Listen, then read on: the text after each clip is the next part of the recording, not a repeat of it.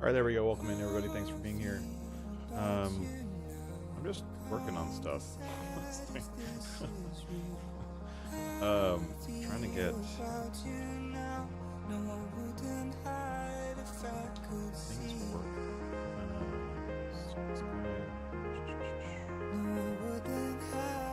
Sounds good.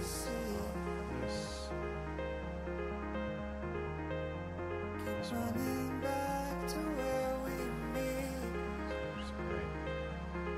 Is way too loud as usual. Why can't this thing freaking remember where the browser goes? All right. What are we doing today? We're not going to work on Hutan Pentai. Close that. Not going to work on that. Not going to work on that. Oh, I don't have a window open then. Sweet. New window. New game. No one ever answered my question last night. Who did you think that was? Does anyone know another streamer named Josh, who says, new game? He says it like that. New game. That's an easy one, folks. FarmTime 25. GitHub. Okay, so first of all, we're going to go to the web. Go to the internets. We're going to look at what people are saying. You know, sometimes like they tell you don't read comments because they'll make you angry. This is one of those situations. All right, let's see what we got here. You guys hear me? All right. So, as with all my mods, they're all on GitHub when they're ready. When they're released, they're on GitHub. So if you want to report bugs, you can come here and.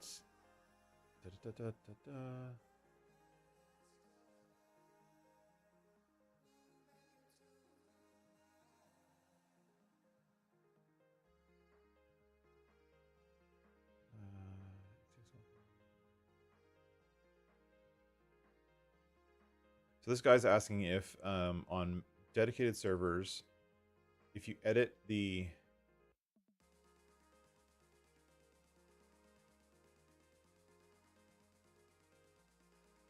I don't know.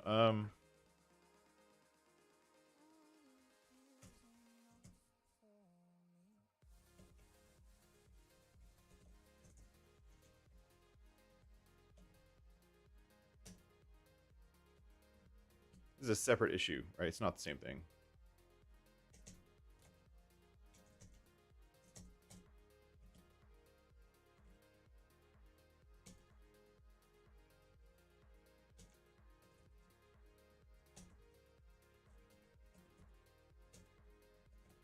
So please create an issue so I can track it, and please...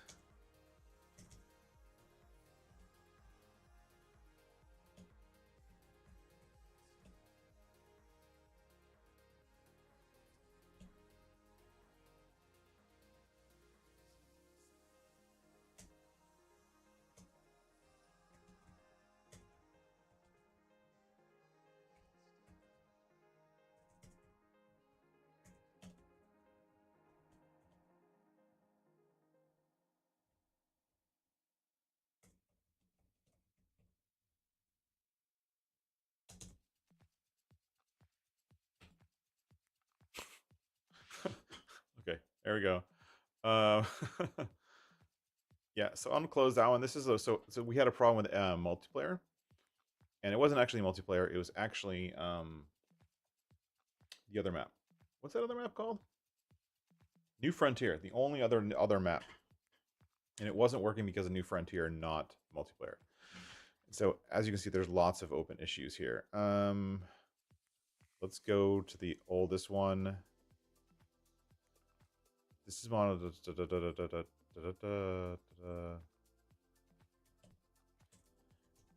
So this is actually not what this mod does. This mod does not allow you to pick up bales from baling contracts of any kind.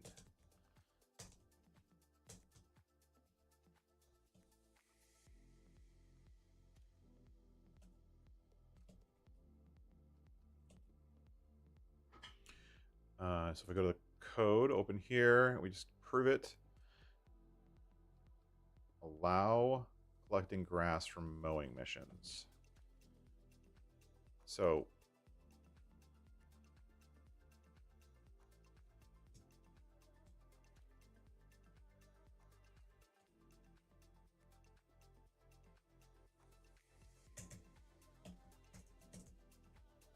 this means mowing missions only.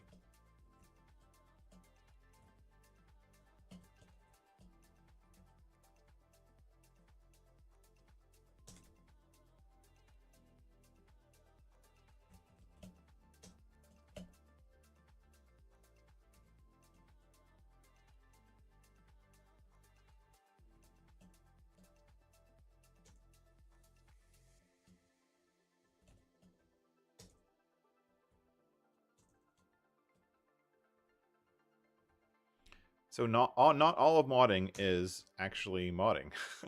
A lot of modding is telling people to RTFM. So if you're going to report a bug, oh, sorry. I've been typing. My bad. Thank you, David, for calling that out. YouTube main. I'm sitting here typing on that, but I'm not really doing anything. So let me rewind. So this is Contract Boost, and I'm working on the clerical side of modding by putting my domain and URL and GitHub repo in the ticket. I'm allowing people to report issues. So they're reporting issues, and a lot of those issues are not actually issues, like this one. Suggestion: enable storage of bales from grass and straw. That's a great suggestion. This is a suggestion. Actually, that's a suggestion. This mod does not currently allow you to pick up mail from grass. Specifically calls out mowing missions. This means mowing missions, not baling missions. That said, I'm going to try to allow bales to be collected. It's an estimate list of features add, but it'll be in a few weeks. I'm going to close this issue since it's already on the list. So it's great. It's a good suggestion. I actually want to do this. I just haven't done it yet. I don't know how to do it. We were talking about this last night in the live stream. So maybe I'll get there. I don't know. We'll see.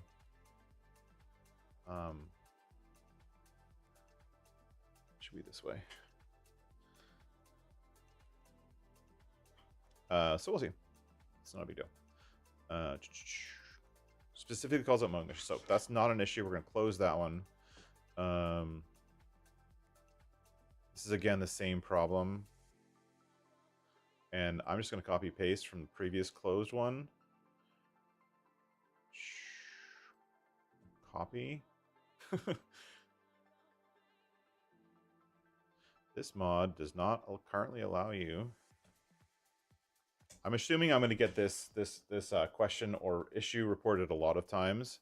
Blah blah blah blah blah. I bale wrapping contract, take bales back to my farm, turn missiles. They're trying to do the little thing where you steal the bales, and then when you later go to sell the bales, you don't get credit for them because they're not yours, dude. Stop stealing them. Bales will be collected.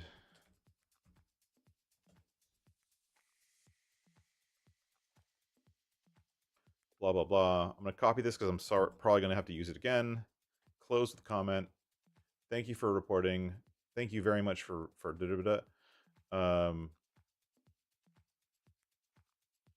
this one, contract start, but the percentage is not moving from sewing. Okay, when starting a sewing contract, the contract start, but the percentage is not moving when sewing. And some sewing contracts have way too little. Here, I'm gonna teach you how to spell. Little. Way too little. I'm just gonna be nice and update their comment for them. This isn't a mod you should have before mods installed. I will.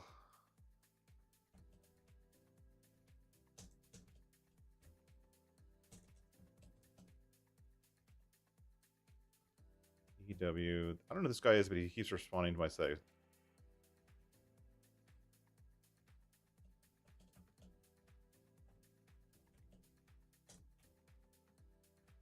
Comment. So we'll leave that one open for now. We'll test that one in a minute. Lua error. This one I have to fix. We're going to fix that today. Klein function. What? Copy. Edit.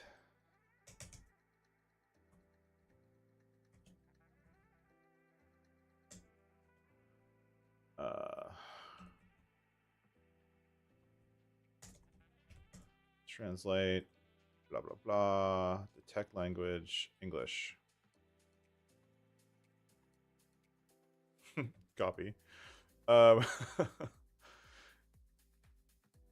I can't read whatever language that was in. What language was it? German? Yeah, nice. I got a German player responding on GitHub. That's pretty cool. English translation. Hello. This mod doesn't work for me. It's just the contract boost in the mods folder standard map. Everything up to date. In the contrast boost XML, I've already set the reward factor to 0.5 without success. Okay. Let's test that. That's fine. We'll test that. Update comment. So this guy is saying that the reward factor is 0.5. So he wants, this is actually something that someone brought up in the, I don't know if you guys saw it, but in Farm Sim News last night, Clutch and DJ were talking about this mod. Apparently DJ loves this mod, which is kind of par of the course for DJ. He loves anything that helps him do things cheaty. And this is totally, if you want to use it that way, it's a cheaty mod. But this guy is actually doing it the other way. I knew someone was going to find this. I didn't actually call it out, but I knew someone was going to find this. Where they're going to set the reward to less than 1. In other words, make it take less. So now, this mod doesn't work for me. Okay, so that's the question is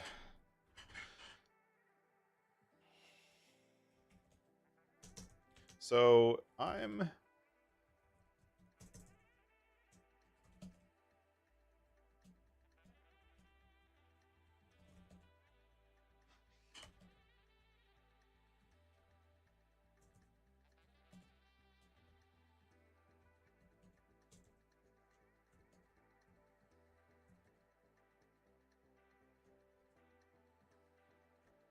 we'll test that out today.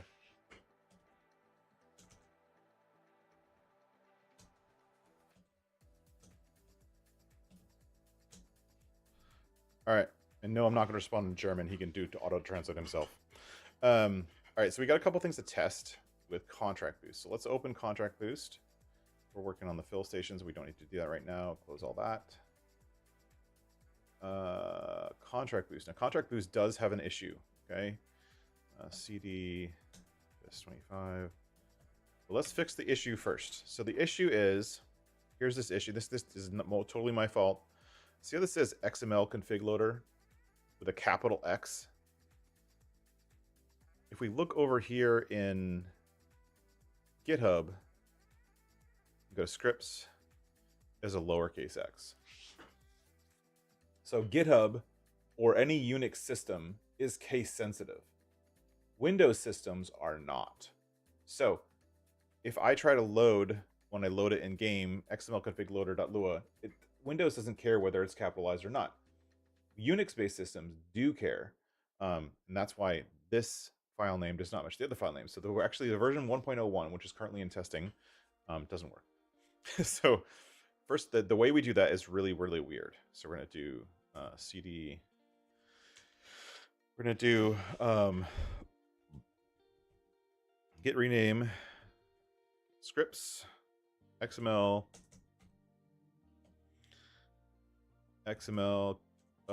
scripts. So, and we're going to tell GitHub that we want to rename it XML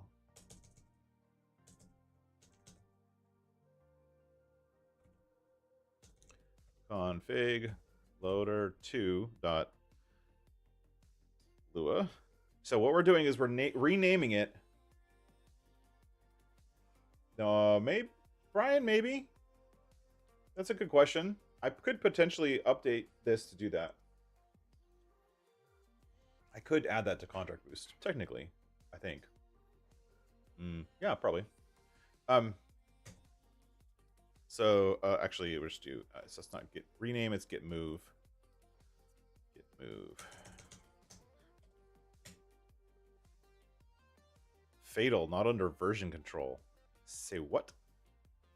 Oh, okay. So we're gonna come in here, and so we're gonna hard reload it. We're gonna hard rename it. We're gonna come in here. If I do git status, we're on the main branch. Nothing to commit. Clean branch. Perfect. But it is wrong, so we're gonna fix it. Not that.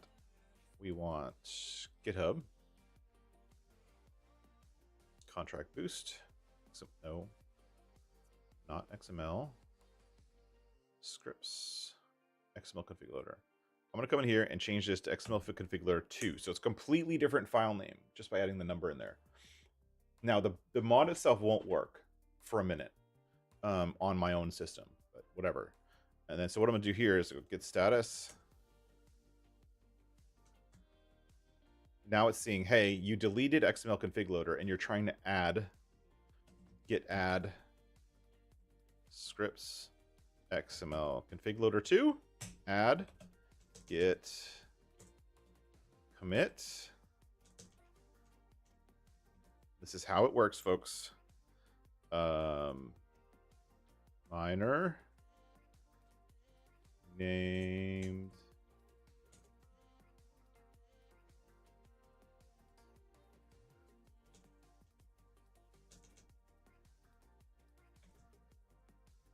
perfect. Now, as far as Git thinks, that file has been changed. So if we go here, we go git push origin. We're gonna push it up. Actually, we need to log in first.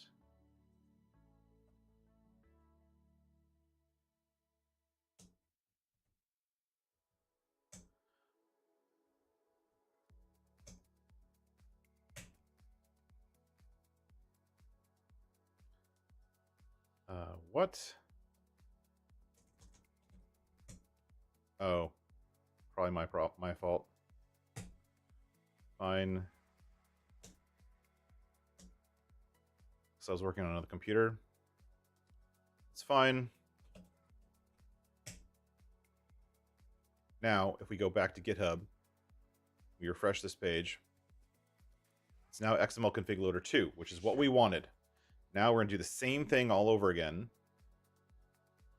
because now the X is capitalized. We're gonna rename it. Git status. Now it's changed again. Git add XML config loader. Git status.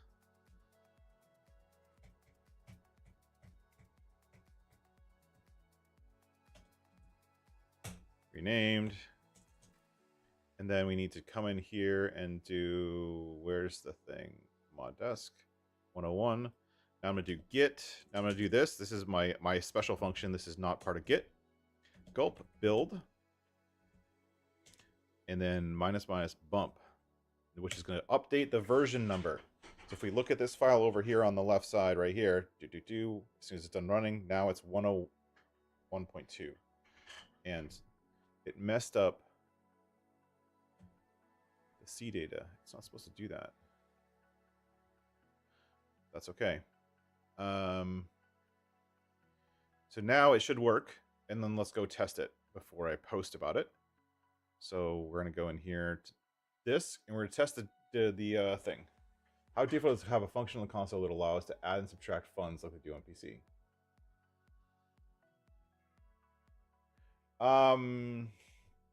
Impossible, Farmer Willie. My apologies. Because here's the reason that happens is adding and removing funds is a console command. Not console like Xbox, PlayStation, but it is a command. It's like a development command. Let's call it a development command or a developer command. And to run that command, you would need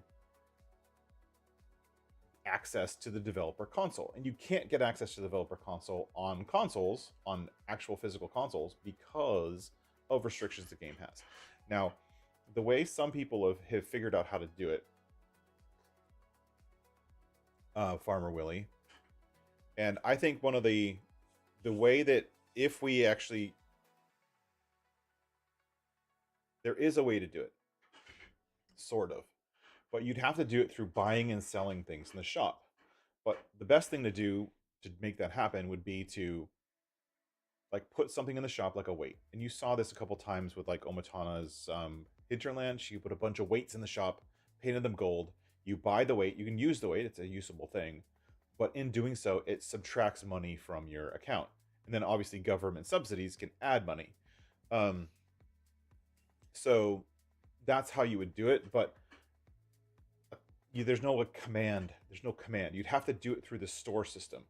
So you could make a weight that's configurable, and it has like a dozen different sizes, and it would be not. It would just be one weight instead of like a dozen weights. But now you can do a single weight and have it have a bunch of prices, and that would help you remove money from your account.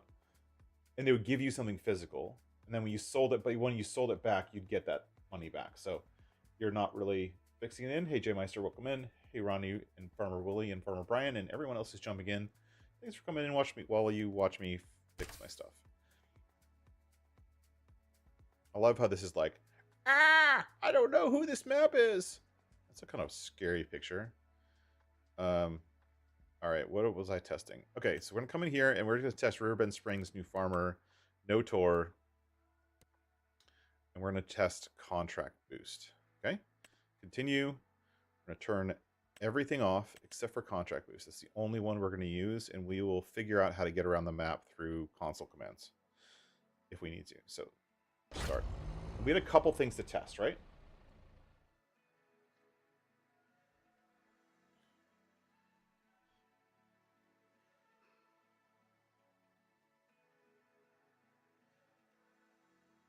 So first thing to test is to actually if what I just fixed works. If I don't get a console command, a console error, then it works. The current version that's with Giants actually has a bug, and they're probably going to yell at me. Actually, let's see if they've already yelled at me. They might have.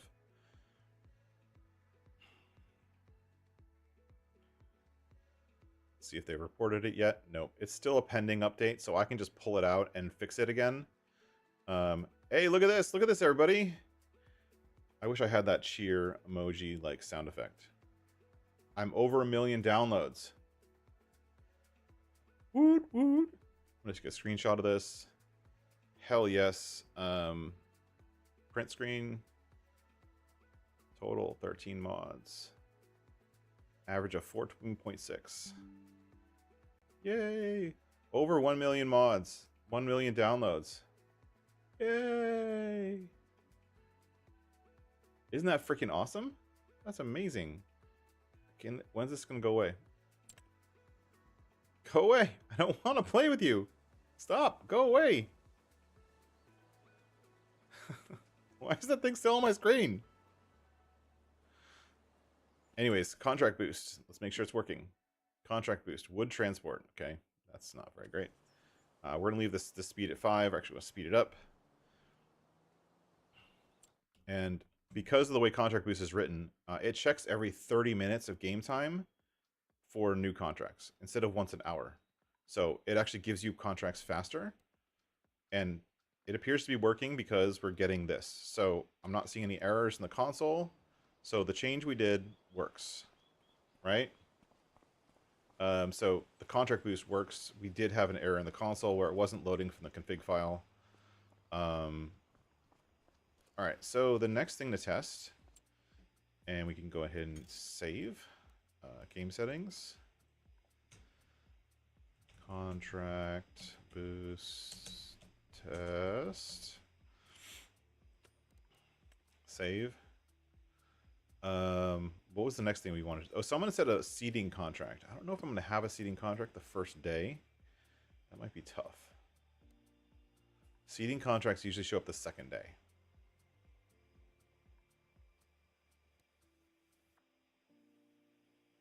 Okay, so let's take a picture of the money here, right? So we're gonna take a screenshot. This is my contracts with the numbers at 1.5. These contracts seem really low, but I think it's just because the things are wrong. So let's see that. We're gonna save that, and then we're gonna exit out. We're gonna go into our configuration file, which is right here in your mod settings configuration files. And then we're gonna come down here, and I'm gonna set the reward factor to be 0.5. Save. Now that's what we're doing now is setting the reward factor to be less. That's what that guy wanted to know. And the reason I took a screenshot before is because you don't actually see the reward being applied. That's not something that I'm actually going to be able to do. Maybe I can, but I would have to edit a whole bunch of stuff in the game files that I don't really want to edit. So you don't really see that you're getting more money, but you can.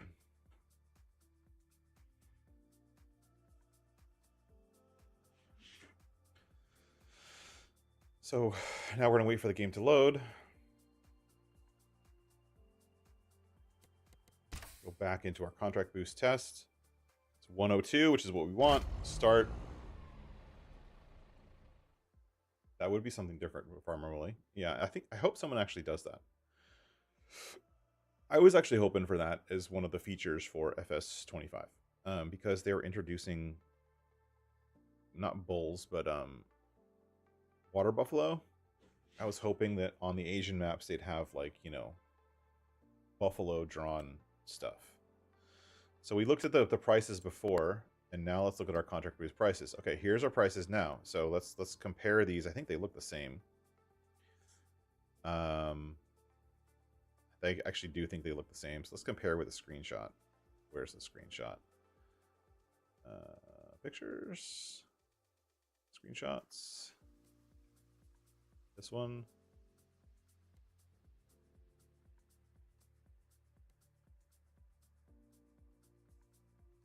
So we look at the screenshots. Farmland 63, 750 bucks, 700 pixels. So he's right. It is not working. It's not scaling the reward factor properly. All these are the same price. Like Farmland 46. Let's look at fertilizing. 55 is 1812. 57 is 1405. Yeah, so the numbers are the same. So he actually did find a bug. Okay, so how are we going to fix that? This is how I do it. Come in here. True. Turn debug into false. And then I'm going to come in here to the actual code. Close that for now. Actually, I don't know why I closed that. I need it. View terminal.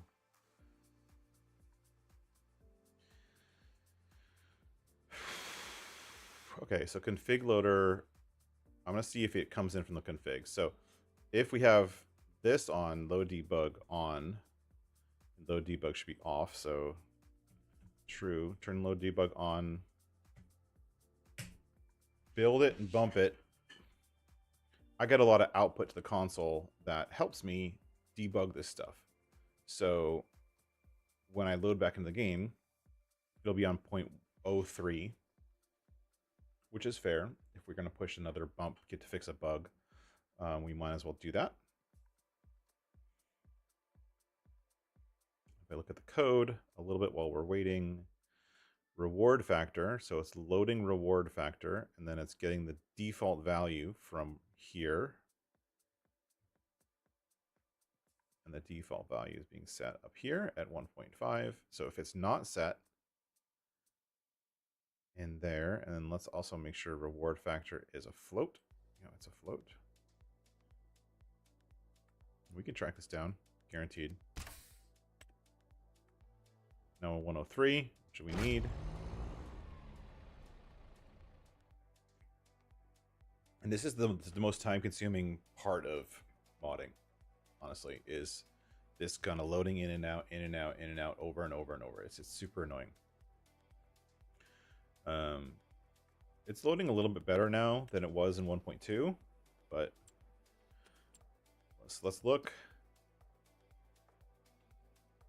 Yeah, those are the same numbers. Let's go back to the other thing that I always look at when I'm doing these debug is the log.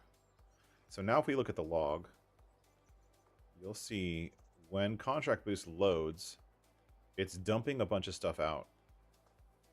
So the loaded configuration, the reward factor is 0.5. The XML config loader is 0.5. Right, so it is loading from the XML file. That's correct. So we are getting the 0.5 value loaded.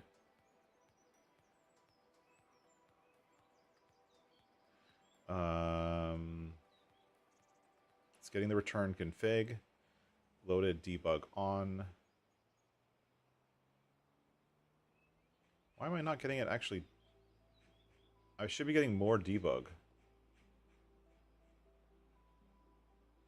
I'm not... Oh, here it is. Settings updated. Scale mission reward complete. Fill mission tools complete. It says that it's doing it, but it's not. Okay. So it's not a loading problem. It could be a balance problem. Contract reviews config customer rewards. Reward factor. I'm pulling the reward factor from the config.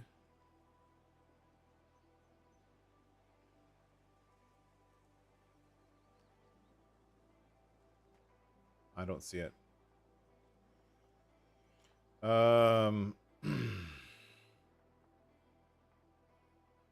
Let's make sure we are. I don't know if I am. Let's make sure we are.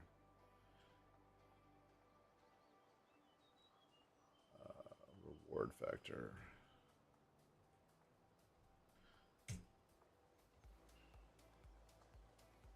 So if it's working right, this should say 0.5.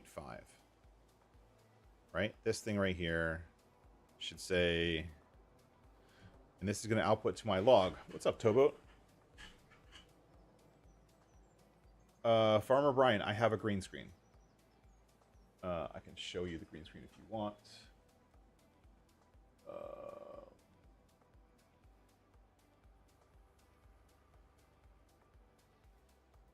Oh, cancel. Filters. Chroma key right here, the chroma key thing. If I turn that off, you can see there's a green screen behind me. It's just like a... It's linked in my... It's actually linked in the description. The green screen thing that I have, it's just like a little foldable thingamabobber that sits on a stand, blah, blah, blah. Anyways, reward factor. So the downside with all of this is for me to figure this out, I have to go in here. I have to go into... to quit out of the game. Because all I wanted was the log. Save. I have to come in here and bump it again. Then I have to load back into the game again. That's just to change one line of code, which is super annoying. If contract boost...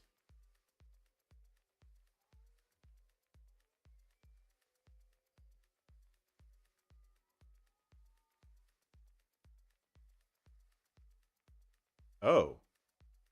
Oh. I might have broken it. I think I broke it.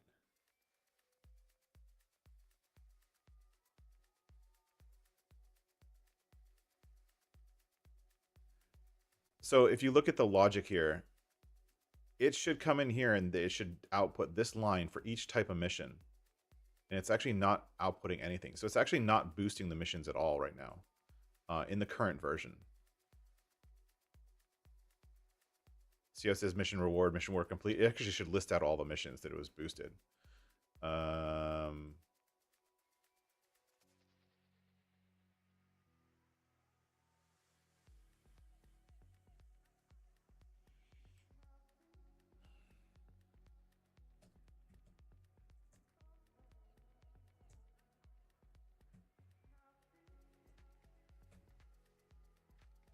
me try that.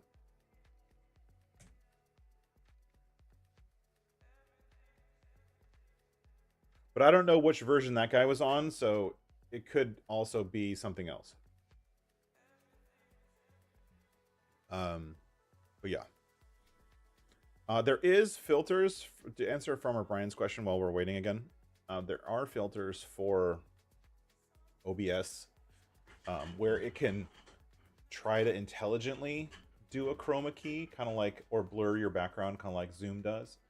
There are stuff to do that. I just didn't find that they were good enough. A true chroma key allows me to be perfectly transparent. And actually, the chroma key is actually, I'm like a little bit hazy right now. And the reason my jacket is a little bit hazy is because I'm wearing a brown jacket, which has a little bit of green in it. So it makes it a little fuzzy.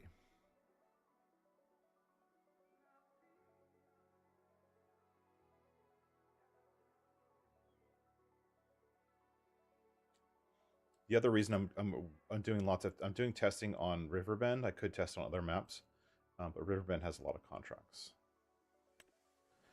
Okay, so we don't need, all we need to do is load the game. We don't care about the game.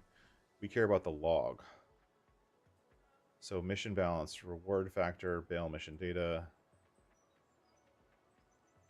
Now I'm getting all kinds of logging. Tree transport mission data. Did I just totally break things?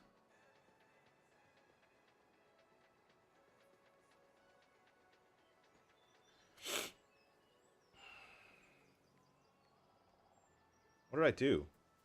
Oh, I turned this thing on.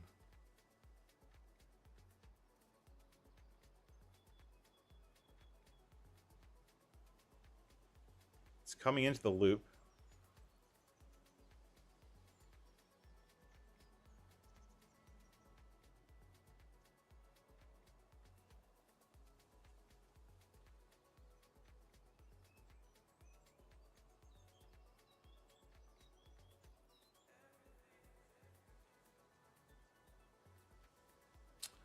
This is my fix that's on...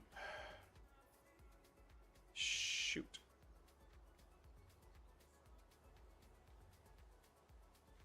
Num instances, which is what I'm checking, is wrong.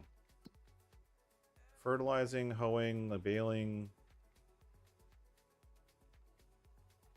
tree transport. There's at least one, and it says num instances equals 0.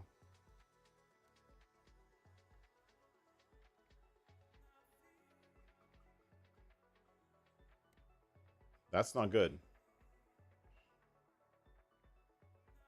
So we're not even getting into the thing where it overrides right now because of this, which is a fix for something else.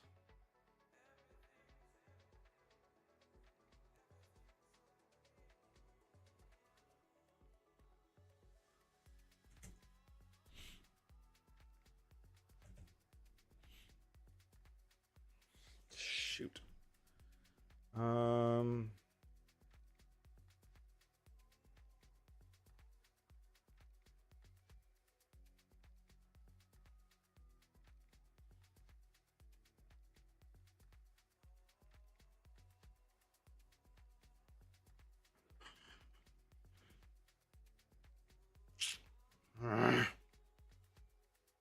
So see how it says num instances equals 0?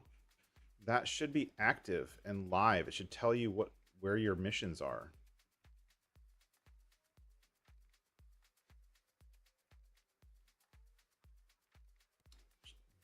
Oh no, it might not. Okay, so this is where I think there's some tools to fix this. I don't know how to use those tools, so this is how I do it.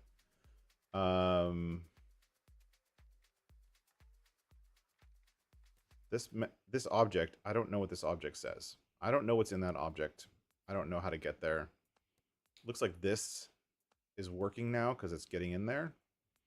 But this is the part I care about now. I'm going to turn this one off for now because I need to find this. I need to find where I know how many actual active legit missions there are by mission type. And I'm going to have to get that data from the system. I don't know where that data in the system exists. So we're going to have to dump it out to the log because that's how I do it. So we can quit and go back into the game again. And we do this over and over and over.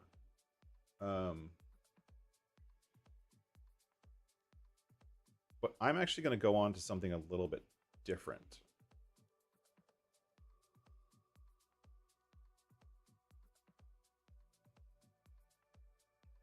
You have the fermenter from Stevie FS and it put in a game and we put grass into it. Just sold like a sell station. Now you can get it. So you can sell it. Well, you already sold it. So you can't sell Stevie's. Honestly, as much as we love Stevie's stuff, his stuff is kind of hacked together really, really quickly. And I'm sure there's going to be lots of bugs in it. So I would suspect that it's placed down, but you don't own it. And if you don't own it, that means it's going to act like a sell station by default. And the reason you can't sell it is because you don't own it. So it's placed down, but it's not placed down with your ownership. You can't actually, you don't own the building. So when production points are not owned, then they act like sell points. I would look in the production menu to see if it's actually in the production menu. If it's not, the only thing you can do is go into your save game file and delete it. If you wanted to like manually delete something, it's pretty easy to do. If I want to manually delete something I placed down, you're going to come down in here. You're going to go into, you're going to pick your save game, go into placeables, open up the placeables file, right? And let's say that I don't want this warehouse, or I added the sleep option, sleep bench. This is the one I added in the live stream yesterday. If you don't want it anymore, you just delete it. Save this file, load it into the game. You can only do this while the game is off. But if the game is off, you come in this file and you edit it, you delete it, it's gone. So just delete it, hit save, go back in the game, you're gone. So yeah, just that's how you do it. If you want to manually delete something from your save game. The contract boosting, I'll show you this last piece if I'm dumping that object out while I try to debug what's going on. But the Lua scripting is really in-depth and really hard to translate. Hard to show on video. It takes a lot of time to do scripting because there's no documentation about what these objects are and what's in them. So you need additional tools. And I think I added a developer tool or something like that to help me with that, but I haven't figured out how to use it yet, so I can't really show you that live. We're going to switch over once we do this last thing to the thing that was in the thumbnail, which is the industrial sawmill.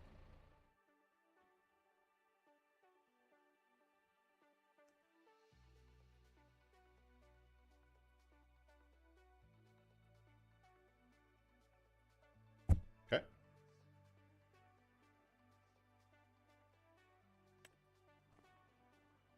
So all we needed to do is load it to the game. That's the only thing we needed. And then we're gonna come over here and open up our log again.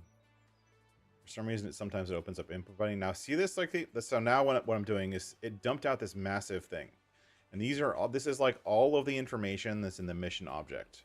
It just dumps out this huge, massive thing. That's all the information I'm playing with. And basically, the one thing that's not here that I'm not seeing is you have name to mission type, hoe mission, harvest mission. It doesn't actually show you the num instances. The num instances is important. The num instances is the number of instances of that thing that you have. This should be a positive number. And because it's not, it's probably because this is being loaded before the game actually loads the missions from your log. And since I need to know that number so that I don't cause other problems, I'm going to have to fix that in another way. So that's not something we can fix right now. That's going to take a long time to fix. I will try to fix it. In the meantime, we're going to go in and do something different. We're going to go in and do...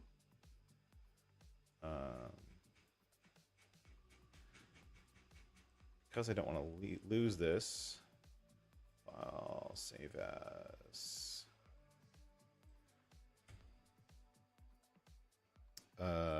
contract. So the log gets overwritten every time you load into the game. So we're not going to do that. The next thing we're going to work on is something that we got from a friend. So we're going to come in here to GitHub, go into the industrial sawmill. And then we're going to open up the i3D for the industrial sawmill, which is right here.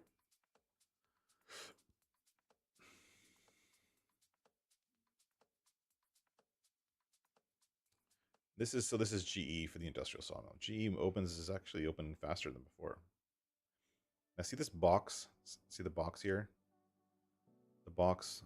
Oops, I totally glitched past it. See how it's all weird on the inside? So this box was created by a friend of ours, and the box files are kind of glitchy. So that friend uploaded a new version of the box.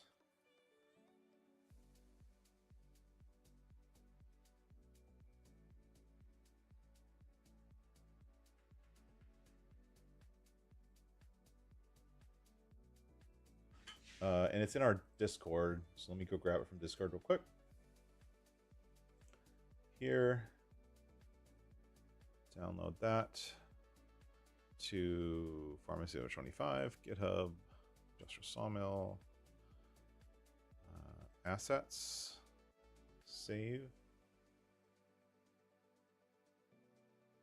same folder, save. So now what we're going to do is we're going to replace the box that's here with wood chip. No, where is it? It's a visual, I think. So we're going to place this plastic, but this is the new plastic box. We're going to replace it. So import. I'm going to go into that same folder. GitHub, Industrial Sawmill, assets, plastic, I believe is what he called it. Open. Perfect.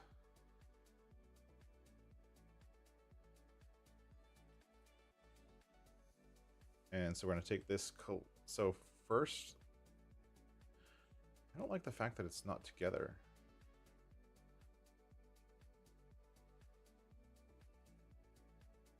Oh, that looks awesome.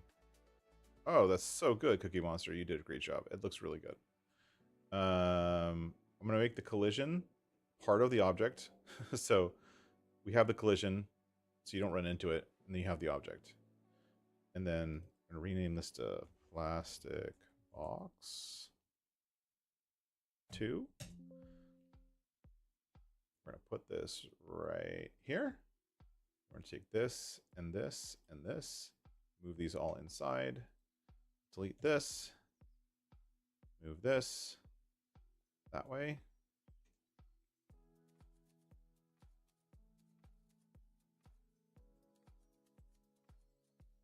Actually, undo.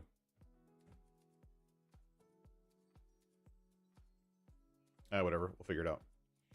Remove the box where we want it, and then we're going to take this, move it over here, and we'll reposition these decals in a minute. Move this decal right here.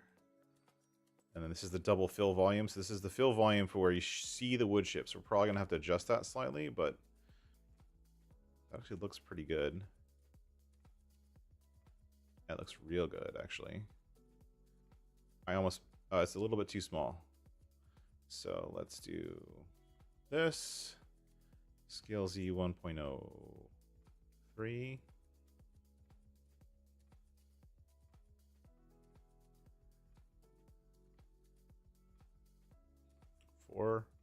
We want this to go all the way out to the edges.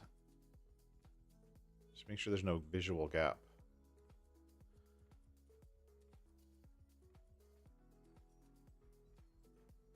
That looks perfect. All right, so now that's the fill volume. That's our new box. Let's go over here and move the decal. So the decals sit on the surface, but if you put them too close to the surface, they kind of glitch out. If I try to get it too close, it'll glitch out. So I'm going to move it right here, just a little bit above the surface. And I'm going to go in here to the shape. And I don't want this to cast shadows. See this cast shadow map? That's off. I need to make sure that's off. And then here, this one. Let's get this other wood chip thing. See how it's like floating? And it is in the game in here it's showing shadows, but it shouldn't. But it just helps me place it actually. There you go.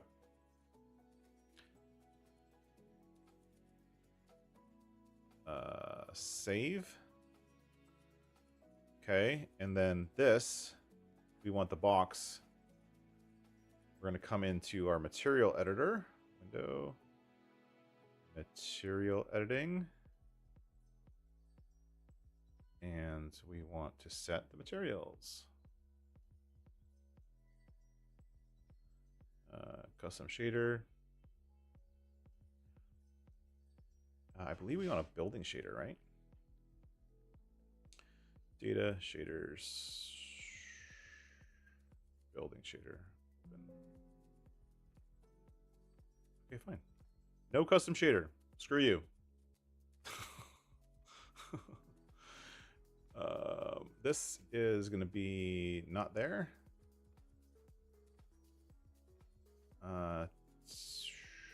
Here. I have to remember where all this stuff is in my head. Plastic box gray. Shazam. Okay. Plastic box. This is the gloss is the specular. Doesn't make sense, but it is.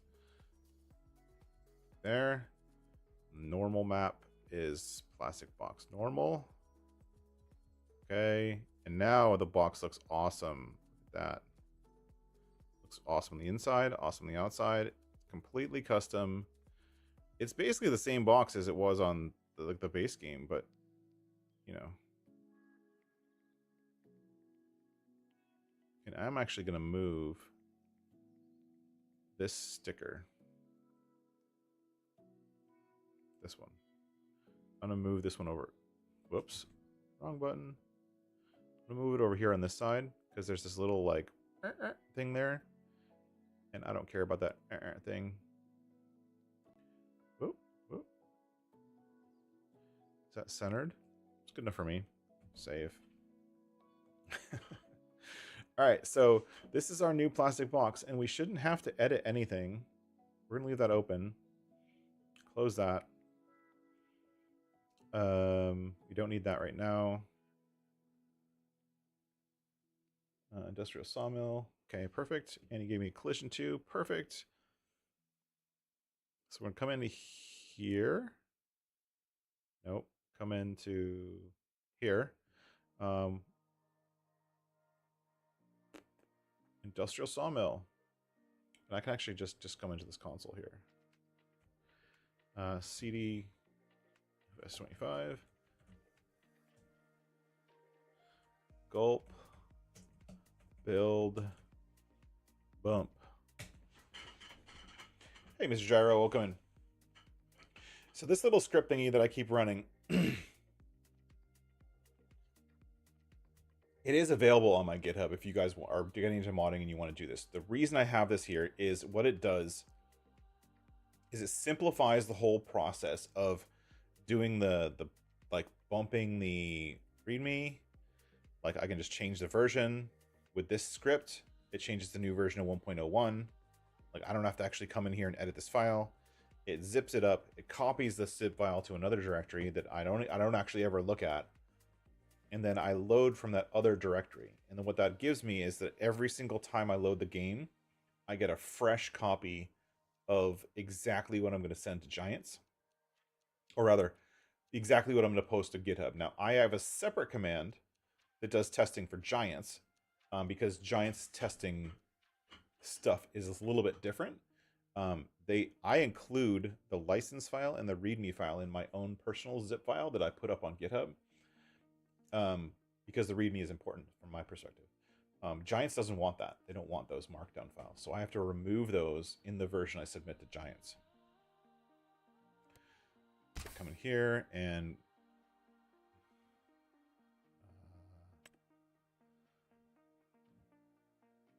we can test on here, I think. Oh, this is where I was testing the black editions. Whatever. No, not test the fill station system. Sawmill. Start.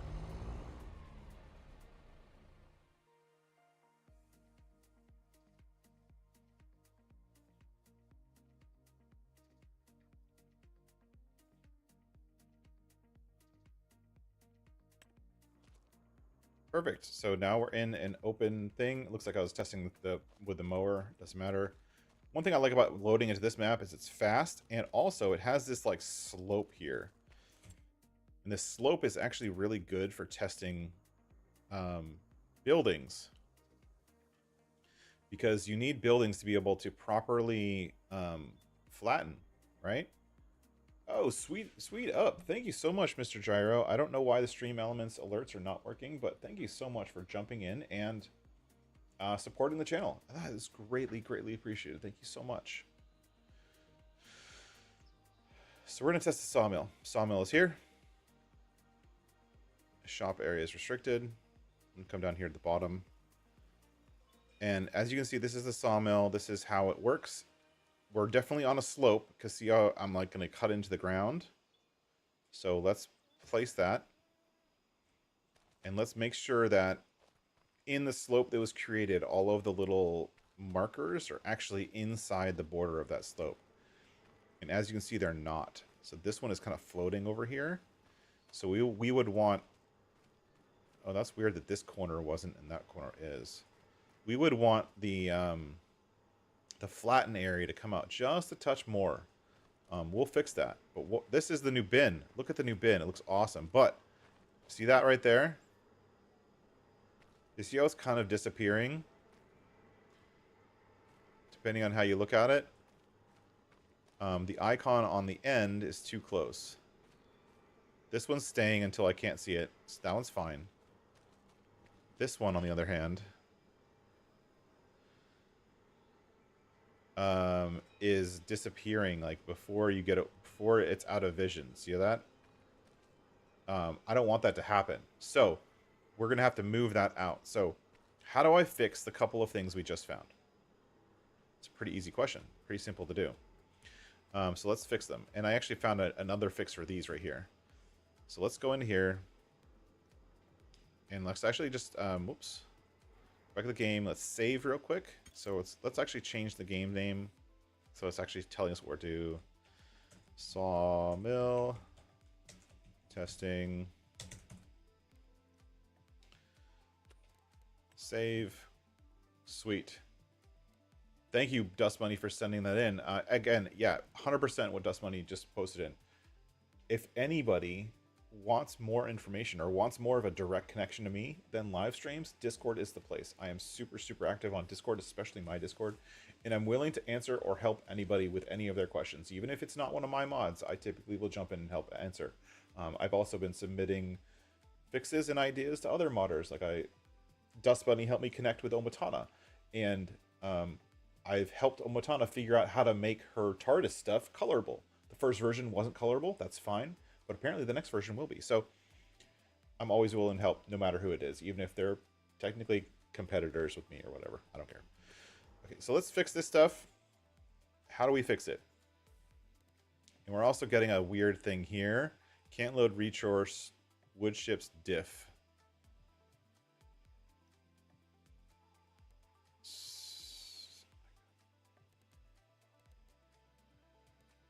Okay, so these errors we have to fix, right? Icon decal shape needs to be flagged as a CPU mesh. Okay, fine. We'll do that. So we're back in GE. This is the icon decal shape. This needs to be flagged as a CPU mesh. Thank you. The game warned me about that, which is great. It used to not do that. I'm going to move it out. I'm going to look at it that same angle. See how it's doing the same thing in GE? That same angle. So I'm going to move it out just a little bit. Okay, and then this one. This one. CPU mesh. Oh, only one of them wasn't listed as a CPU mesh. That's interesting. Interesting. Okay. What was the other log on the error? Something about wood chips.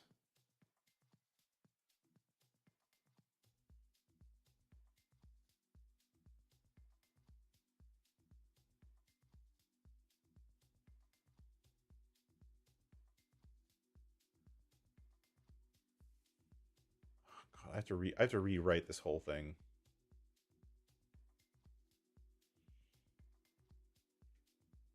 Don't need that anymore. So anytime you move stuff around in GE, right? This is all old stuff that I'm not using anymore. I don't need that anymore. These are the old plastic boxes, which technically I don't need anymore. I'm just going to delete them. So now we have three things in here. We have the sawmill, the rusted version of the sawmill, and the plastic box. Now the problem is that I just move stuff around. Now the paths are wrong. So now I have to go back into my XML for the sawmill, and this is only the sawmill production. I'm going to come down here all the way to the bottom. Come in here, and now my nodes are totally different. So the sawmill new is now this. Sawmill rusty is now this. The fill volume is not that at all. The double fill volume, which is this, is now that.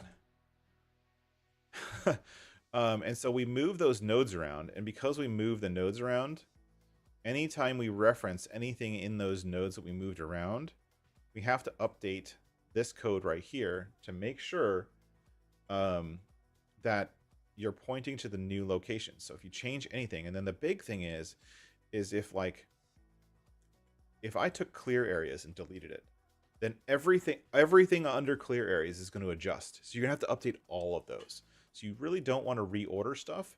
Sometimes, like if let's say I don't want test areas and I don't want to reorder things, what a lot of modders will do, and this is totally fine, they create a transform group, they go in here, put it right where test areas was, and then they delete test areas. And then nothing gets reordered because you kind of put a spacer in there, call it a spacer.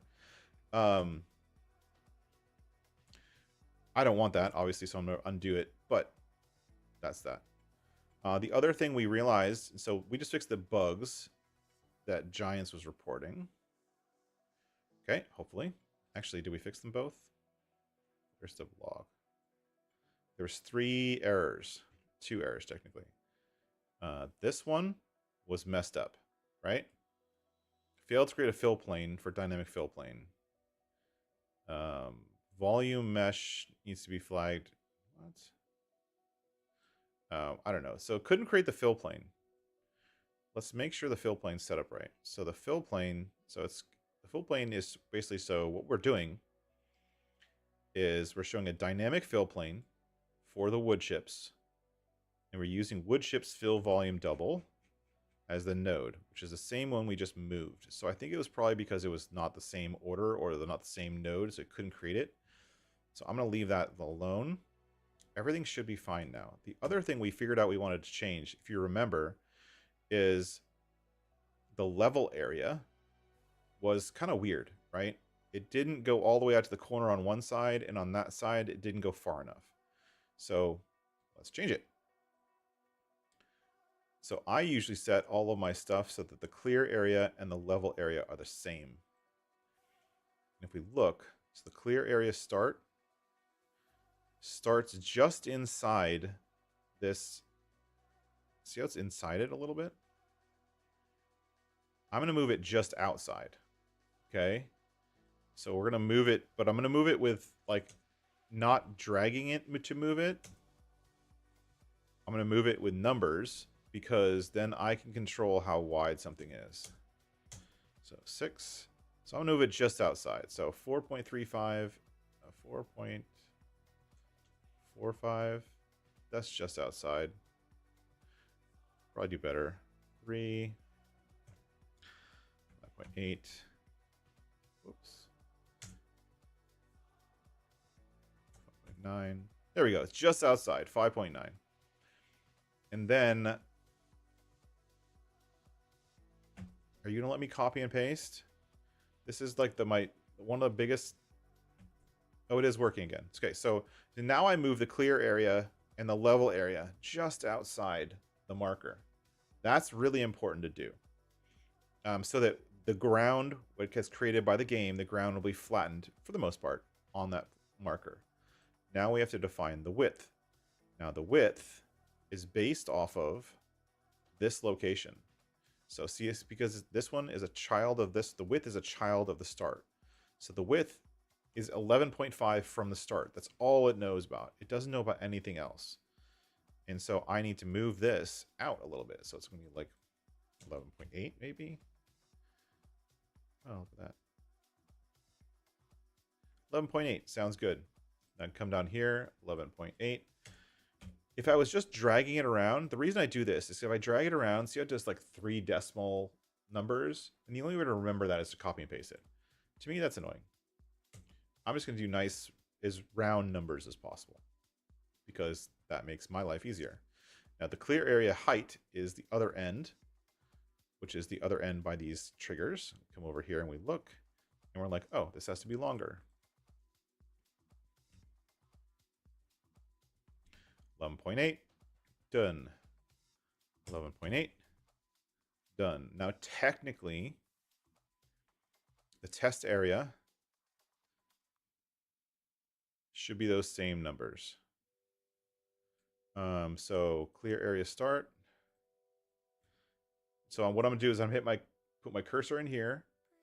I'm gonna hit Control Shift C to copy, and come down here to test area. I'm gonna hit here. I'm gonna Control Shift V to paste. And what that does is it actually takes all 3 numbers all at once, which is super handy. And then this is the end. So this has a lot of stuff going on. 11.8, 11.8. I believe it was 8, 11.8, and 11.8. So it's this perfectly square area. And then it's up 2. So basically, this is test area is like the area in which other stuff can't conflict with it, and that's what it tests. So that makes sure that there isn't other stuff in the way. The tip occlusion is the same thing. 1.8, 1.8, and this here. We still have it in our history, so we're just gonna hit paste. We're gonna hit save. So we fixed all of those triggers and stuff like that. That's great. Now the last thing I'm gonna check is the warning stripes. Make sure they're not vertically translated at all. But the warning stripes, I heard something new. They have a new thing you can do here where you can do this. You can do as a terrain decal. And that will actually help it align to the terrain and not have any shadows underneath it. So I do that. I'm going to do that for all of my things, but unfortunately I have a dozen of them.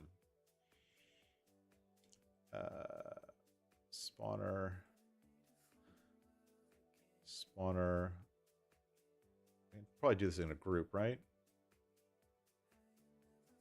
Terrain decal, thank you. Spawner. One thing a couple people have not asked, but I'll show you guys anyways.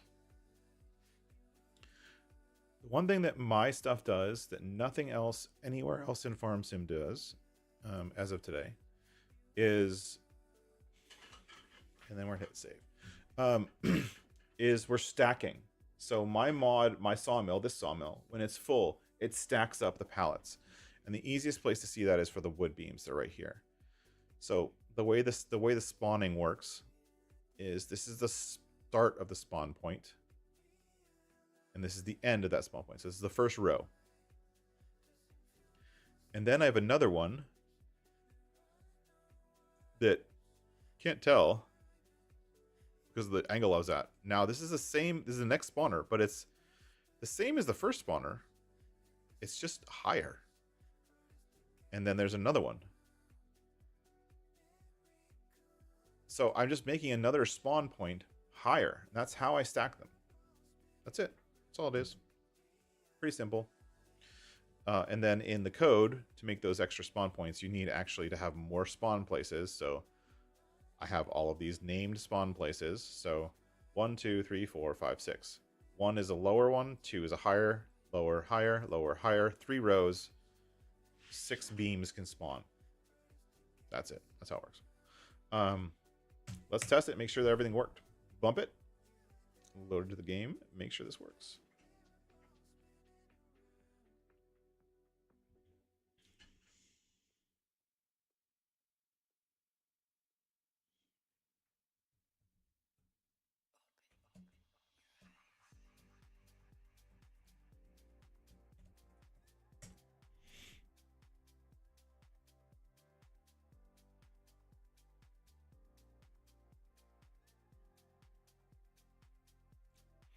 And this is actually the last thing for the industrial sawmill before it can get shipped to Giants.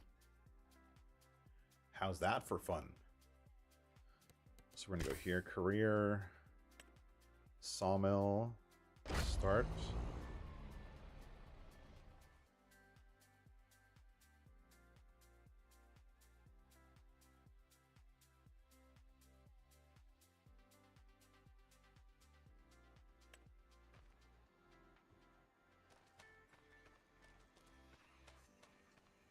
Now, it's not going to fix the clear areas, the test areas, but we should be able to check the icon. The icon should be fine now. Icon's fine. What the hell? What the frack?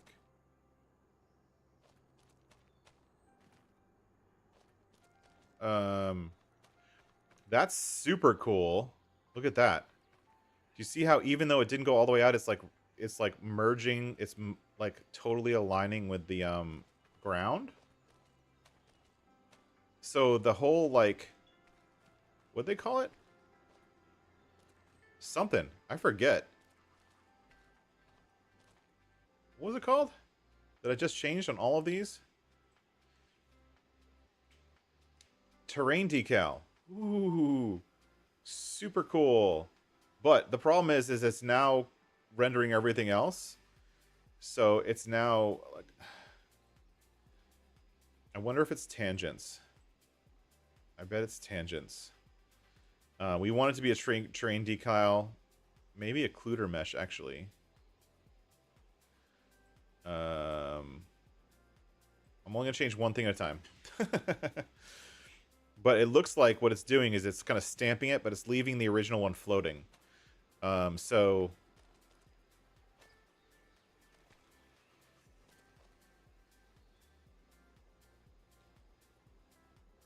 huh. Let's see if the areas, the new areas we set are, whoops. Let's see if the new areas we set are better. Factories, scroll down. And then we're going to paste it kind of right here. Or right here. Doesn't matter. It's just as long as it's on the hill. So now the new flatten area is a little bit better. It's still not great. I don't know why it's not great, but whatever. I don't really care that much. It's close enough, but I love the way this is like wrapping to the ground and is 100% standing and not like floating. But I don't want the duplicates of them. So let's figure that out. Yes, those are lime green, Richard. I'm introducing something new into the game that no one else has thought to do because it pisses me off, and I'm changing it. So fucking deal with it. I'm just kidding. I'm introducing this with all my mods. So this is going to actually be something in all my mods, where let's build a new one and load back into the game while I do that. So what I'm introducing is, so the game has this confusion with those warning stripes. In my mind, I just think it's not clear. When I'm a player, I want to know if I have a sell point and a pallet spawn point, that which one is which visually. I should be able to visually tell which one is which. But if they're all using the same yellow warning stripes, how do you ever tell? You don't have any idea. There's no way to know. So I created a green version of the warning stripes. using the actual, it's actually the FS25 green, as the color. It's as close to that color as I could get it. And so it gives you a visual. So anytime there's a cell or input into a thing, I use green. And anytime it's coming out, I'm using the yellow and black. It's not that there's too much. It's that there was no visual difference between incoming and outgoing. And I wanted there to be a visual difference. This is something that I've done before. If anyone remembers the original fieldwork fill stations, the silo version had gray stripes. And for me, actually, I liked gray stripes initially, but kind of want something that still feels like a warning. And so for me, like the two colors for warning colors are yellow, or the three colors, yellow, orange, or green. And so I figured green's a good one because it's a warning. And let's see if if I'm right and I took off tangents, there shouldn't be two. What we want is for there not to be two. It's still there.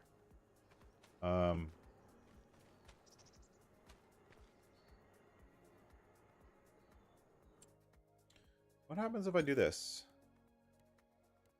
General settings, interactive zone markers off. Now they're all gone, which is what I want.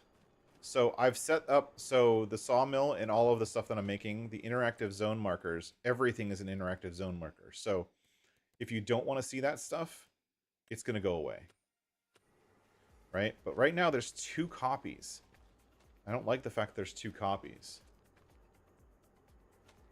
But welcome in, Eric. Thanks for being here. And Richard, I saw Richard come in too. Thank you so much for being here, jumping in. We're just, trying to fix some stuff before I submit stuff to Giants.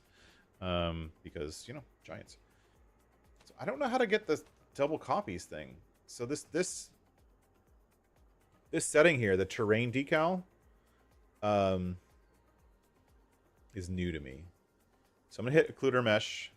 I'm going to hit save. I wonder if it's rendered in viewports. Huh. Actually, save. We saved 11:35. Great. Let's quit out of the game. And rezip the mod. Again, so we're going to have to do this over and over and over while we're testing this. By rezipping the mod, it creates a new version, which creates a new copy of the file, which creates a new zip file, which has the new version.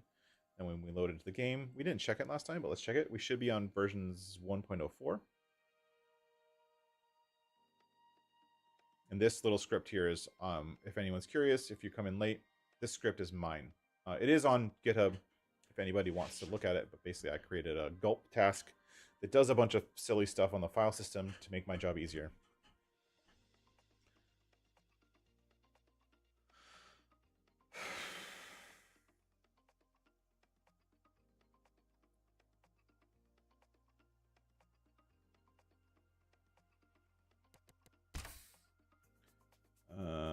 Sawmill testing. See, we're Sawmill 104 now. I'm not going to release it as 104. It's going to be 100 when I release it, but right now while I'm testing, it's 104. All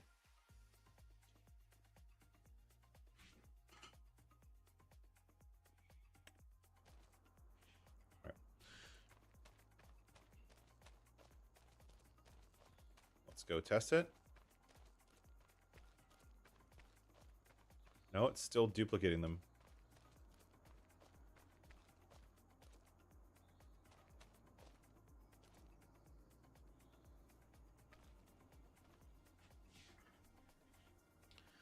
Why is it duplicating them?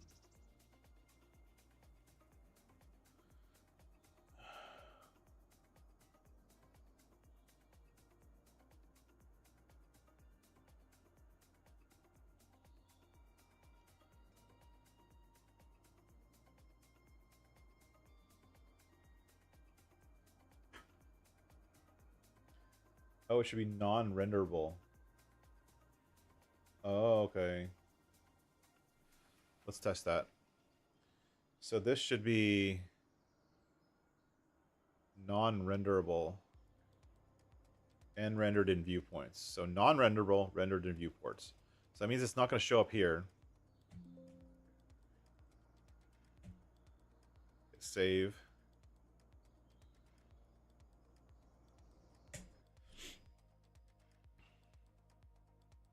This is actually a suggestion I got from FSG.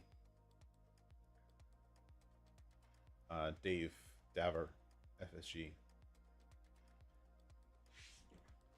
And if it wraps to the ground, I'm very, very excited about that. Because that actually, if it wraps to the ground, we could test something. If it wraps to the ground, I could set the level area to be a lot less.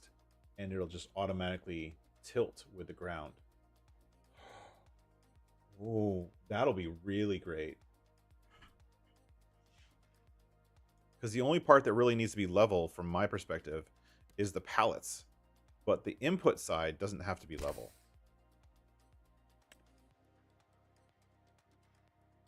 Oh, shoot. We're still at 104. I didn't save. I didn't build my new thing. Build my new thing. You got to do this now. It doesn't let... I used to be able to... this is something I don't understand, but I used to be able to just work straight out of an empty folder, and it would always see the folder as new. And now there's some kind of caching happening. I've reported it to Giants. I haven't heard back from them at all. But it's really, really annoying because I have to zip and bump the version number every single change. And it just takes forever to do it. And it also means I can't live edit. Or I mean, you can live edit, but I can't live edit straight out of my working directory. It's just annoying because it remembers like old versions of the file and stuff. It's just really annoying. Okay.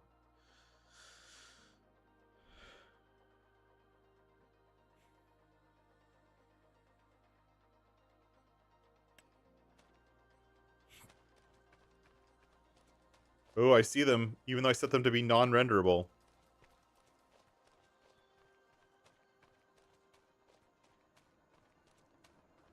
Oh, that's fantastic. Look at that. That's awesome.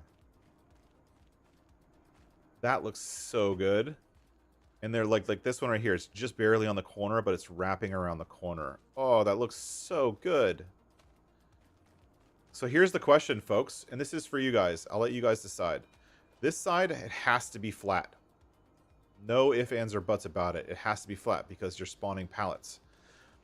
This side doesn't have to be flat. So should I, if you remember, it started at this corner and went all the way to that corner for the flattening and leveling areas. Should I just set the flattening and leveling areas to be the spawn area and the sawmill and let this be whatever the terrain is? What do you guys think? Let me know in the chat, please. As I'll make the change right away. It should be really quick. Let's fix these ones right here to make sure they all stamp to the ground because it looks freaking awesome. Oh, I'm very, very excited about that feature. I think that's a new feature too. So we're coming here and we're coming here to shape, non-renderable, rendered in viewpoints, terrain decal, and receive shadow. So I want these four: receive shadow, non-renderable, rendered viewpoints, terrain decal. Those are the four that I want. Non-renderable, rendered viewpoints, terrain decal. Lord Stabber, someone new in the chat. Thank you for coming in and joining the live stream. Let me finish what I'm doing here before I forget. Those four. Save. All right, so now I can't see it in the mod, which is kind of annoying. It's really annoying, actually.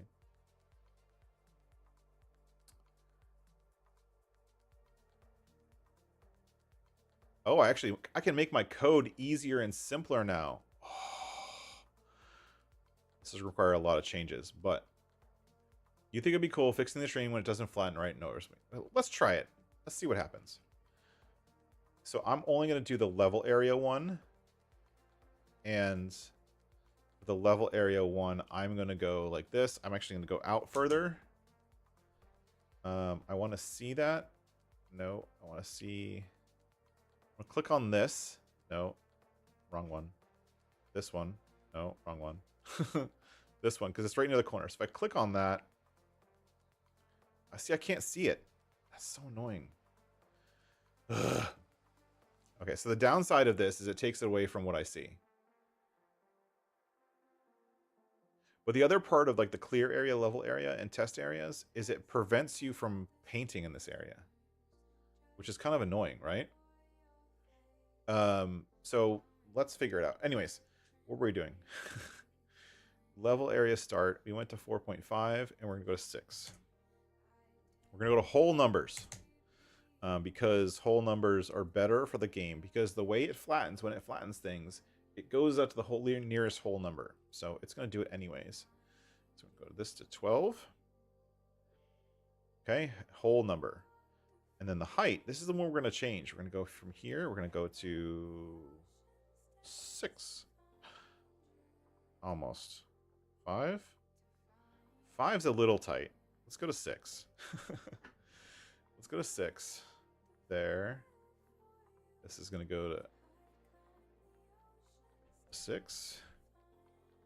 Let's get them all in line.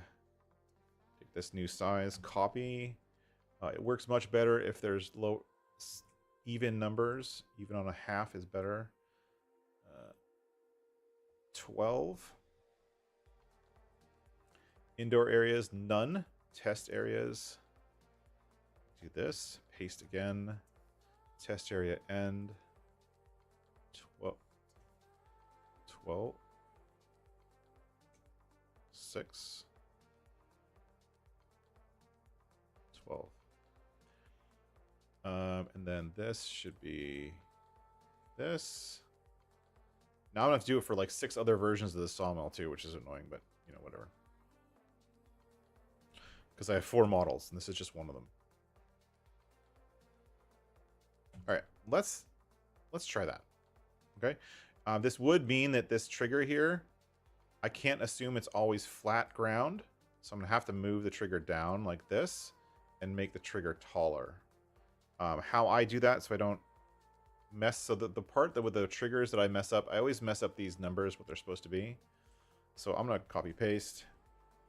I'm gonna resize this one. The only way to resize it is to come in here to, what the hell? None. A marker? That's cool. It's a marker. I don't even know what that is. Scale Y 1.4? No, 1.2. 3. I'm gonna make the wood trigger nice and tall. Save. I'm gonna come up here to edit, freeze transformations, scale. So I'm gonna set the scale. The 111 is now the default. Close. I'm going to go back down here to rigid body. It's now a rigid body again, but now it's different. I think it was kinematic compound child trigger. And the preset was wood trigger. But I did find that this wood trigger isn't working the way I want it to. And it only worked if I set it to this. Because I did a bunch of testing. So I think that it's supposed to be that. Save. And then delete the one I copied, because I only copied it just to make sure I didn't mess something up. Okay, now that we're not requiring this side to be on a slope, it can be on a slope if we want. We're going to hit save and go back into our mod. One thing we can actually simplify now that the things are getting stamped is all of this goes away. I technically don't need any of this. I do want the trigger marker for the warning stripe. I want the trigger marker for the warning stripe group. So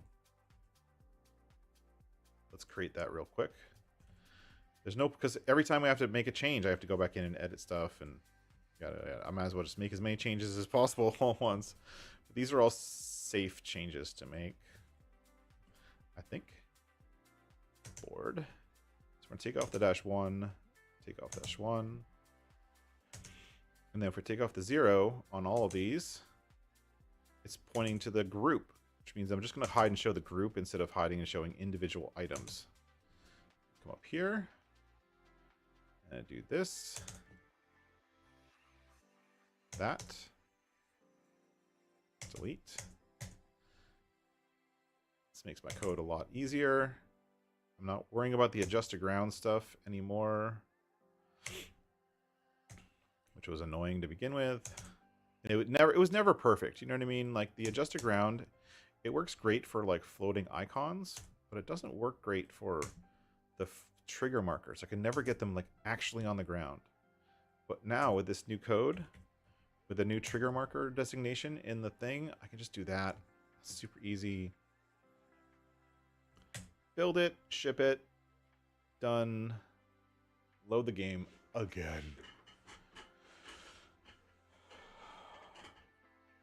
Oh, yeah. If your Discord name is different, do me a favor. Send me a DM. I'm not looking at my DMs right now. I can probably look for a second. Send me a DM. Or not. Actually, let me look. Let me just look. If you just joined, it'll be there.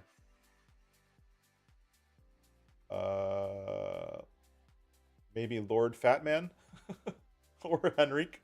One of the two. I'm not sure which one. Two people just joined, so if you're one of them, I'm assuming it's the Lord Fatman, considering the Lord's in both. So I'm just gonna call you Lord. It's great username, by the way.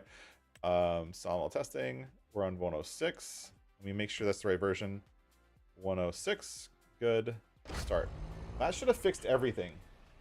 Now I'm gonna have to go through and make the changes to the other versions of the Sawmill. You guys haven't seen that yet. Let's show you. And then we'll test it to make sure it works.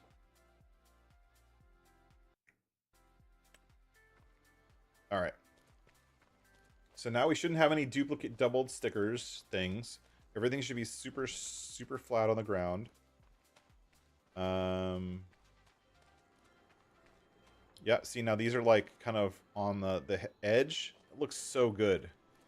I actually really love that they're allowing stickers on the ground now. That's a really nice change, Giants. Okay, let's put down another one. We can delete that one if you want. Actually, let's delete it. Sell. So the cool thing about the industrial sawmill, here's why so this was in the previous version of the game. I didn't change anything, but Giants version of the sawmill, 36 grand. Mine, 10. 10. Because go ahead and look this up.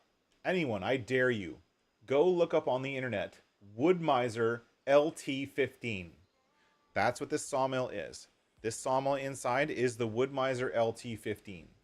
You can buy it in a box from Wood Miser in any country for 10 grand or less. The base one. You obviously pay more when you get like a trailer and all kind of stuff on it, but the base one, which is what they're showing here, is only 10 grand. Why are you charging $36,000 for it, Giants? That doesn't make any sense at all. Too expensive. So anyways, here's our thing. Okay, so if we look, it is showing them when we're placing them. So the new stripes are there, and they're kind of clipping. But if we come in here and we place this, what's going to happen? Ooh, I like that. Now, only the part where the pallets gets flattened. And look, they're all within inside the flattened area. Right? This side is open. And it's just like on the hill or whatever. I really like that. We could try to move it back, but in all honesty, I think that's perfect. And then, if we look at our triggers, the triggers are there. The wood trigger is going into the ground, which is what I want. I might have to move the other triggers down a little bit too. That's fine. So it's debug mode physics. So debug mode physics, you see like the triggers and the trigger zones. Like this right here is the wood fill trigger zone for getting your wood chips. The big one is... The tall one, I believe, is pallets. The medium-sized one is wood, and the one on the bottom is a tip trigger, because this is like everything all in one. It does all kinds of cool stuff. Occluder. Okay. Actually, wait, go back to occluder. Huh. Why is the occluder... Okay, fine. Whatever. It's like a little bit further out than I want because it's just barely wider than a meter. Whatever. All right, so let's turn that off. Let's test it real quick. So log log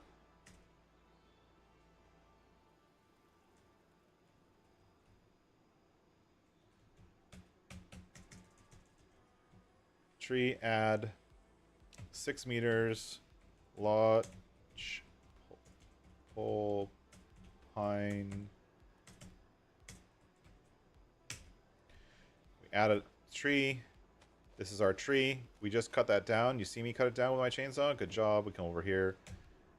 Sell. Sawmill has wood. Let's buy a tractor.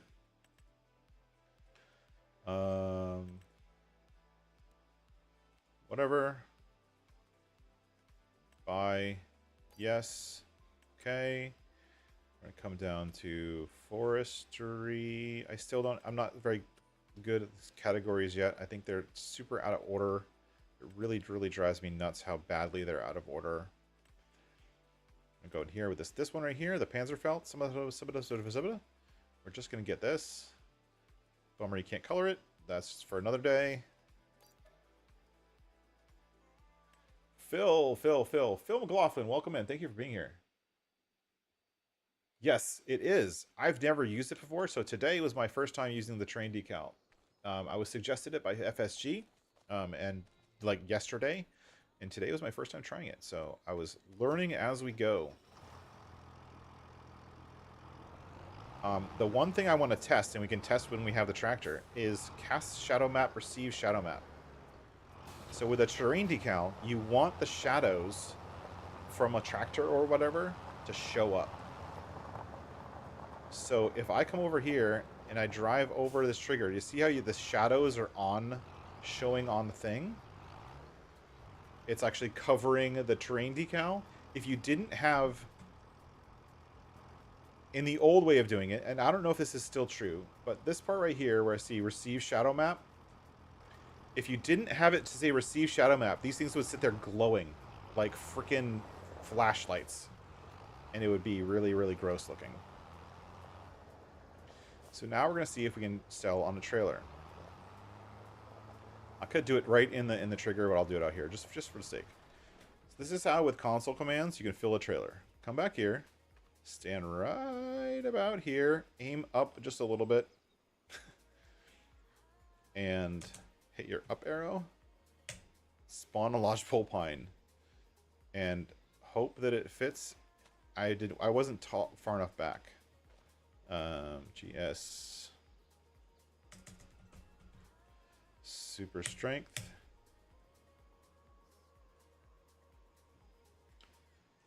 I always forget to close the console before trying to mess with super strength.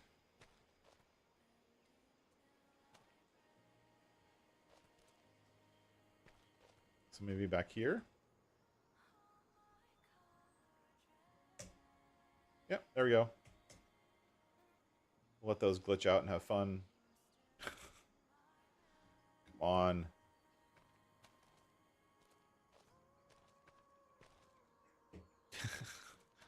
The wood physics are still pretty bad. If I'm just testing, I'm not going to actually take the time to cut trees down. That doesn't make sense. I'll use super strength and console commands to create wood all day long. I'm not going to actually cut down trees for testing. But my testers do, so we do have an internal group of test people who are dedicated to testing the mods that I create. If you want to be one of those group, please reach out and let me know.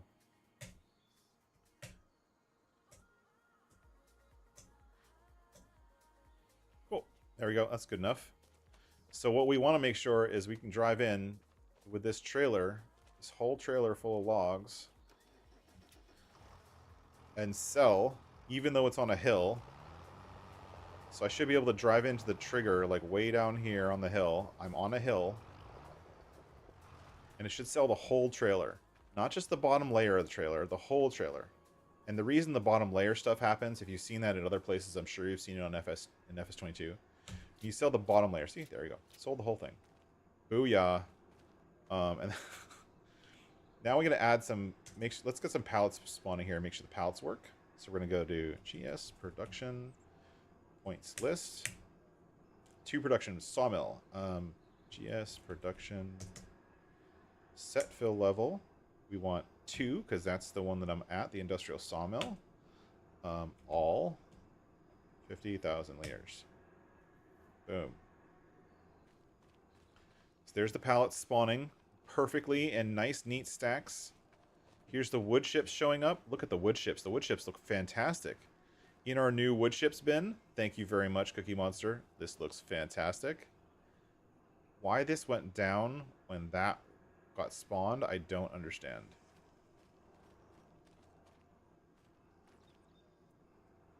But it'll spawn planks in a second, and for some reason this is going down. I don't think Giant's dynamic wood plane is working properly.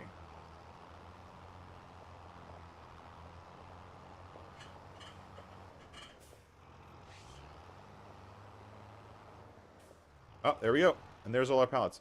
One actually really cool feature I think that Giants added recently is the fact that the pallets, when they spawn, it uses a different pallet each time.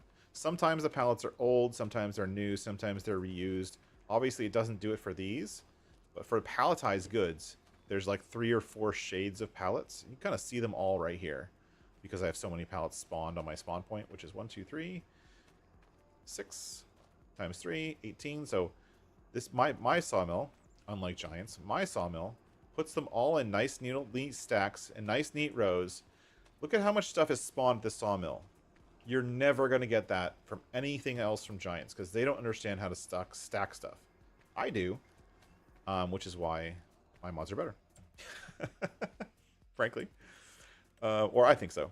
And then the other thing that comes with this is going to be actually selling points. So this is something new, and I have to fix now all of these to support this new sticker thing. But you have a sell point. You have, which we can do the same flattening thing. A buy point, which we have to do the same flattening thing. And then we have this one, which is a buy point and a sell point. So, but why do I have all these versions? This is a production. It's just for production stuff. This one, you just buy pallets. So if you want to buy 10 pallets of planks at $1,638 per pallet, go ahead. And it stacks them up in nice little stacks. If I want to buy wood beams, I can do that too. Spent $36,000 on wood beams. The stacking logic doesn't work perfectly here because the reason it doesn't work perfectly is because, well, I don't know what's going to spawn, and I don't care. And then this is a buy point. The cool thing about this buy point is it accepts pallets, right? Buy point for pallets. It also accepts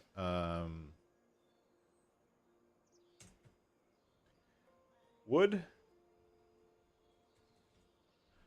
bunch of wood, and I can just sell the wood directly.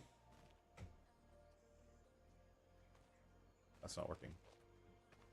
Okay, well, the sell point's not working for some reason. This is supposed to trigger the selling. All right, I'll fix that. Something else to fix. This is why we test. And then this one is the buy point plus the sell point in one. Right? So this gives you the ability to have a sell point for anything you want and a buy point all in one. And you can do so. You can actually do fun stuff like this.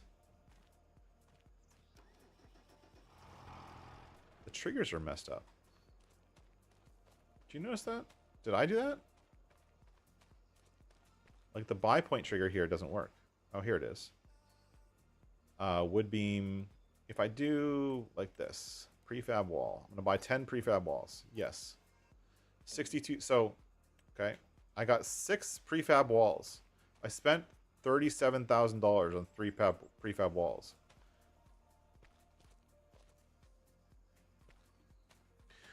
I can't super strength those.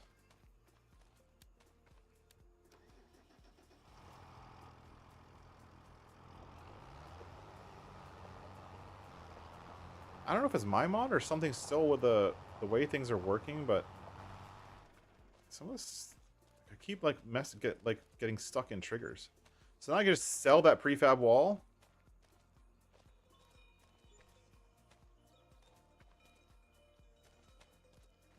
Right here at the same sell point, at the sell point right next to the buy point, and I can make back all of my money and then some because I sold the prefab walls for 13K each, but I bought them for like 7K each. So I just made an arm and a leg. Maybe this will now work. Yeah, so it wasn't something wrong. It's something to do with the getting stuck in triggers. And that's still a bug with giants. So that's the cool thing about the sawmill, the new version of the industrial sawmill, is I get all of this stuff. I miss being able to throw. Did you guys miss that? Right click to throw. I used to like throwing stuff.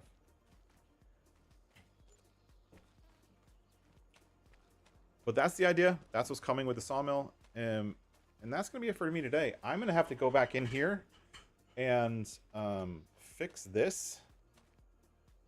And fix all the stickers. See, all the stickers are totally wrong here. They're not actually conforming to the land. I want the sell points to just be on a slope, so the only thing that gets flattened is right around the sawmill itself. So I got to fix all of that, do all of the same stuff that I just did on here on the other thing, and then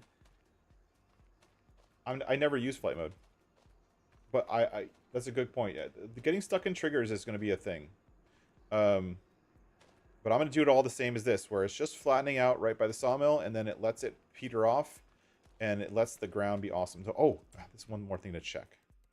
Just thought of this. So before, in the old version, and this was something that happened in FS22 that I never really liked. I wasn't able to paint where my sawmill was, like where the triggers are. I can paint right up to the sawmill. Oh, I can paint underneath and everything now. Before, you're blocked from painting wherever there was triggers. And now you can paint underneath triggers. Oh, that's so awesome. Area is restricted. I bet the middle area is restricted because of the indoor areas. But the fact that I can paint everywhere, can I level? Can I level? Can I like... And I'm inside of a trigger. And I can do whatever I want with the land. That's epic. So awesome. I'm very excited about that. Cool, cool, cool. Cool, cool, cool. Cool, cool, cool. All right. Anyways, that's what I wanted to work on today. We got some really awesome stuff. The new decals are fantastic. I'm really excited about that. I'm going to have to update all of this stuff, get ready for shipping. But that's it. And then this new box for the wood chips looks fantastic. Look at that. Look at my new box. Thank you, Cookie Monster. It looks really, really fantastic. It looks really, really good. Thank you very much. And so Industrial Sawmill will be ready to ship out, and then the farm fill stations will hopefully get finished later today. But that's going to be it for me. Say thank you for everyone for jumping in. There's a ton of new people.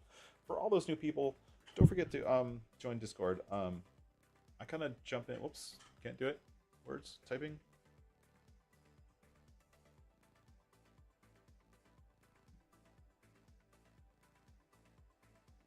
Come on. There we go. Oh, Dust Bunny beat me to it. I couldn't type the word Discord because I'm an idiot. Ow. Chest hurts. But yeah, don't forget to jump in on Discord. I'm always there to answer questions and help out. As you saw earlier at the very beginning of the stream, I am working on Contract Boost also and trying to fix some little niggles there that are kind of having issues. And hopefully we're releasing a new version soon. But for me, that's going to be it for me today. Catch everyone later. Bye-bye.